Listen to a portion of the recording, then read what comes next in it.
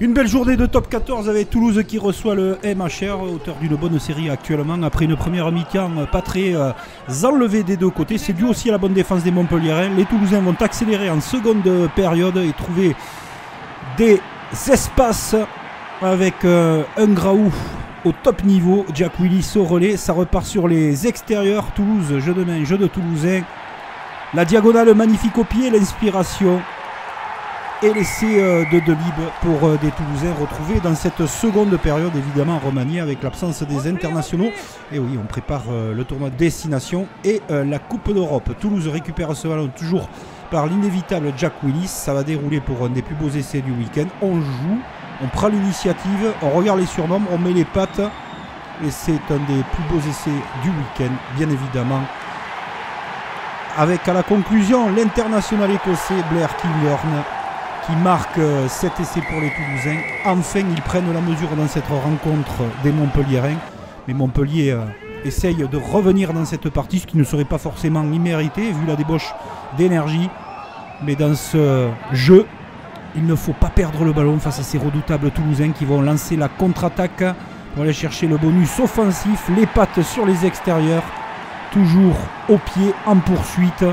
On va tergiverser un petit peu. Et le ballon est récupéré par Delibes pour un doublé sous la pluie toulousaine. L'explosion de joie d'Hugo Mola. Quant à Montpellier, on va aller sauver l'honneur et c'est bien mérité au vu de la partie avec Christopher Tolofoua. Victoire de Toulouse, une fois de plus, avec une équipe remaniée. Avant qu'un dernier essai par Verhaeghe nous amène un score de 27-17 pour les Toulousains qui font une très très bonne affaire vu la période. Et les Castrés se déplacer dans l'Arena face au Racing 92 qui a cruellement besoin de points. Et les Franciliens vont se faire recueillir par une envie débordante de Castrés retrouvés, performants en ce moment dans le championnat de France de top 14 et qui vont faire une entame des plus parfaites avec ce 3-0 et surtout ce groupé pénétrant.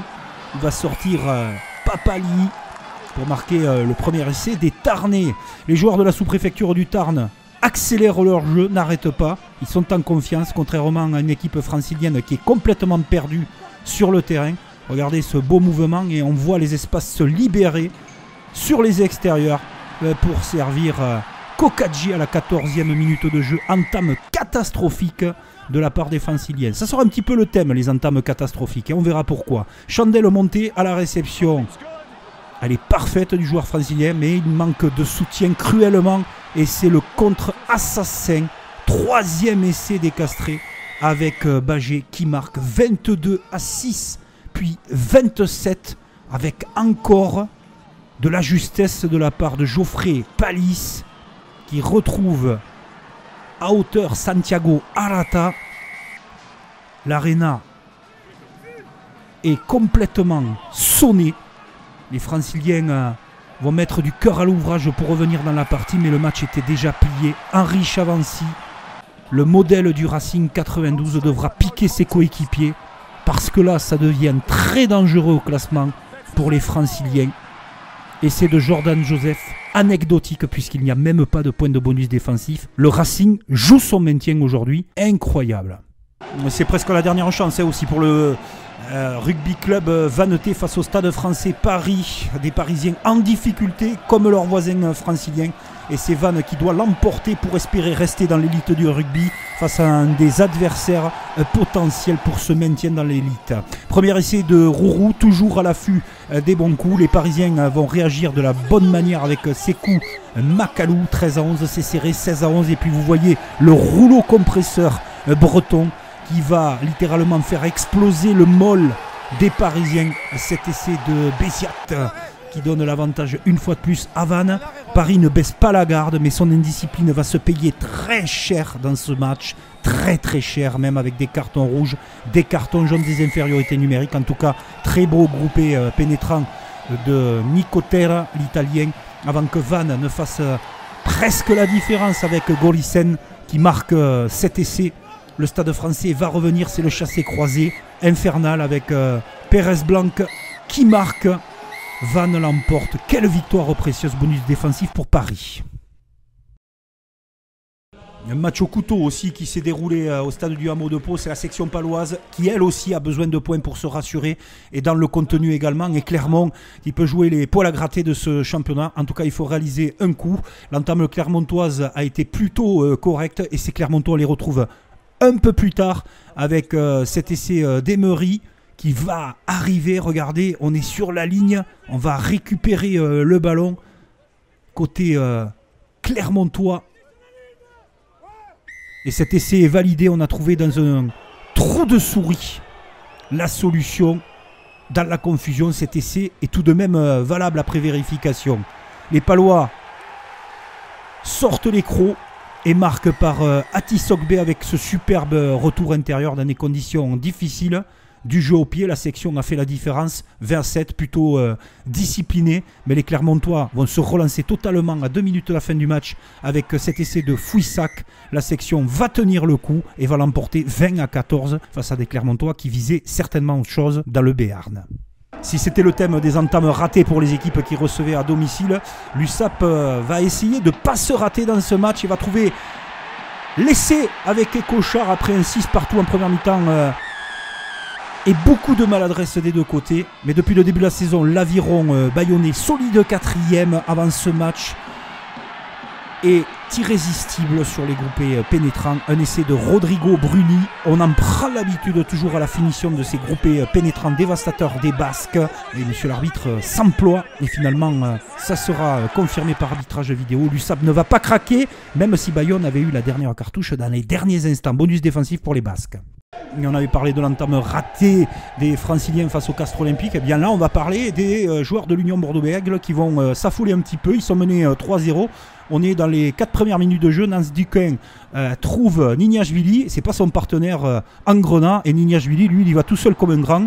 Et il va marquer ce premier essai avec des Lyonnais très très inspirés dans cette rencontre et qui montrent de très très belles choses. Dans cette première période, il mène 10-0. Alors Bordeaux a observé son adversaire. Ils vont se mettre à être patients sur cette action. Ils vont bien fixer. Ils sont dans le doute, les Girondins. Le ballon va sortir. Vous allez voir le très bon appel de Diaby. Et la possibilité, avec cette montée un peu kamikaze de Radradra, de trouver les extérieurs. Et Pablo Uberti qui marque l'essai, qui fait revenir les Girondins dans cette partie. Entame ratée, bien sûr, mais il faut se rattraper toujours et continuer avec le groupé pénétrant quand ça fonctionne. Et c'est ce que va faire l'Union Bordeaux-Bègles avec ce môle merveilleux, dévastateur de l'Union. Regardez cet exercice de puissance, c'est incroyable, c'est magnifique. C'est presque aussi beau qu'un cadrage de débordement, oui, pour les puristes quand on joue devant. Et c'est le Romain Laterade qui marque. Bordeaux mène 20-19. Ils vont s'imposer, mais le grattage formidable des Lyonnais va leur permettre, comme à la dernière minute, comme au match aller, de s'imposer à Bordeaux et créer la sensation. L'entame de Bordeaux s'est payé cher. Lyon s'impose avec Karim Ghezal et ses joueurs. Quel exploit!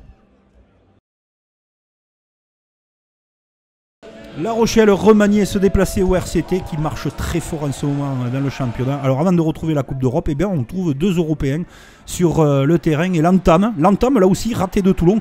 Ah, c'est peut-être entame raté, c'est trop facile de le dire. Finalement ce sont les Rochelais qui entament très bien ce match et qui jouent très bien au rugby. En début de rencontre, totalement décomplexé avec le jeune Hugo Boss-Morin qui est très en vue depuis qu'il est titulaire et fait ses apparitions avec le stade Rochelais. Hugo Boss-Morin à chaque fois qui remplit sa mission parfaitement. Deuxième essai de Delon Litz sur une interception et ce coup de pied judicieux. Mayol n'en revient pas, il y a 15-0. Alors Toulon va se mettre à réagir et à qui on fait appel comme d'habitude.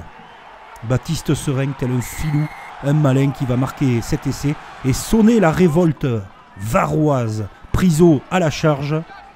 La Rochelle est toujours devant 23-10.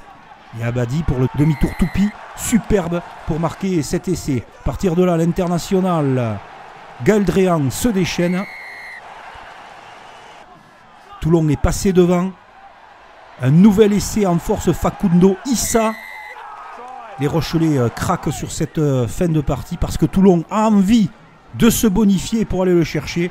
Le retour de Fayanga Nuku pour marquer cet essai. Et voilà le beau bonus, le bon bonus des Toulonnais, sécurisé avec une fois de plus la puissance de Le Corvec Superbe retour de Toulon dans cette partie. C'était vraiment mal parti. Ce championnat nous tiendra et nous tient toujours en haleine.